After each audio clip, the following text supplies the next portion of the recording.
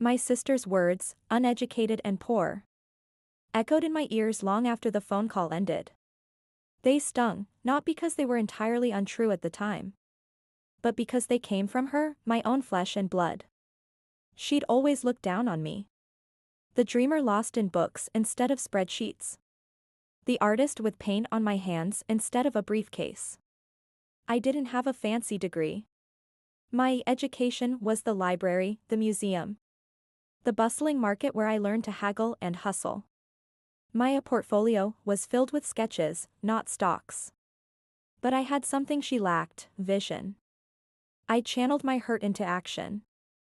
I started small, designing and selling hand-painted scarves at local craft fairs.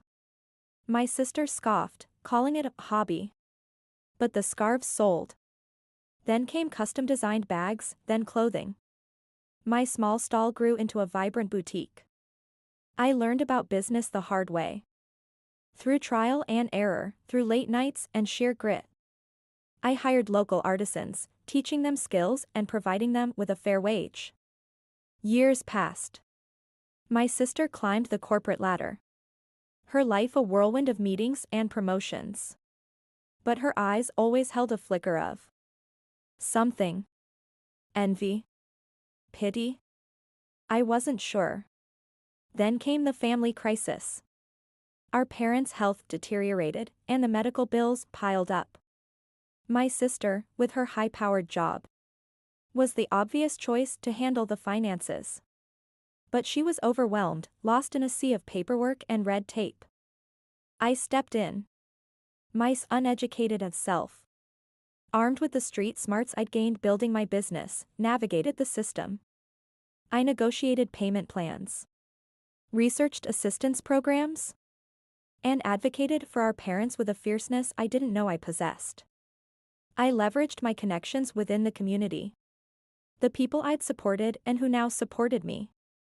In the end, I saved our family from financial ruin. My sister, the educated one, stood by, speechless.